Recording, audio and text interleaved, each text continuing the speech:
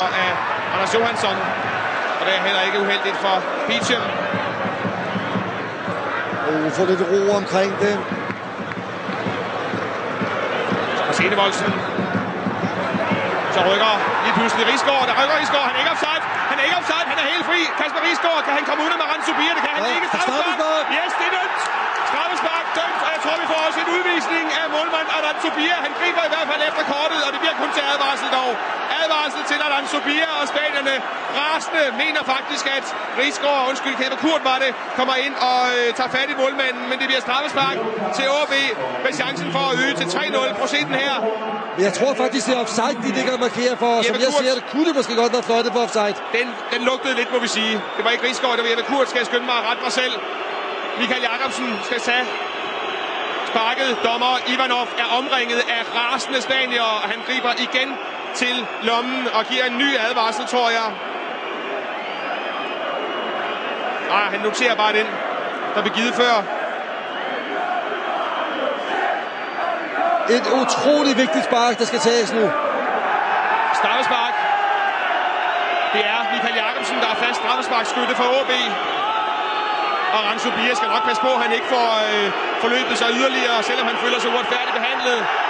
Og Randsubir er rasende på AaB'erne. Og Michael Jacobsen får også advarsel nu. Hvad gør han det for? Måske for at provokere lidt, kunne jeg forestille mig. Det er svært at se herfra, hvad der egentlig sker dernede i øjeblikket, men der er i hvert fald tumult, og der er ingen tvivl om, at Spanien er bestemt ikke er tilfreds med det her. Jeg tror faktisk, de mener, måske Jeppe Kurt, er det ikke han, der er derinde og filmer en lille smule den der situation der. Og de mener også, der er offside. De brokker sig over en hel del. Nu gælder det om for Michael Jacobsen at bevare fokus. Og det er derfor, at Michael Jacobsen går hen og skubber til Lobo. Og det må han selvfølgelig heller ikke. Og det må han selvfølgelig heller ikke. Og nu kan vi så heldigvis se, at Randsubir og Michael Jacobsen lige kan give hinanden et venskabeligt klap og sige, okay, nu tager vi den lige herfra og får taget det her straffespark. Han er god på straffespark, Randsubir. Jeg skal ikke måske nævne det, jeg gør det alligevel. Han pillede altså 3 straffespark i straffesparkkonkurrencen mellem Deportivo og Brandbergen fra Norge tidligere i den her turnering. Han er meget reaktionsstærk, men selvfølgelig er det en kæmpe chance for at skabe et helt fabelagtigt udgangspunkt. Lad os se, hvad han kan. Michael Jacobsen. Og Randsubir skal altså også passe på. Han har altså også fået en advarsel. Jacobsen mod Randsubir i kampens sidste sekunder. Det her spark her, det kan bringe AaB videre. Og det gør det måske.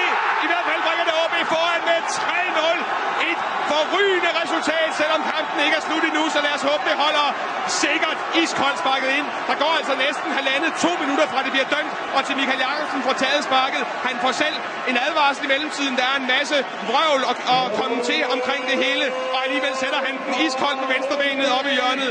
Det er altså klasse af Michael Jacobsen. Ja, men det er i den grad klasse, og i det hele taget Michael Jacobsen, efter der kom ud på den venstre kant her, viste et kæmpe potentiale, og det skal kræve virkelig nerver af stål, at man i den her situation her med så lang tids ventetid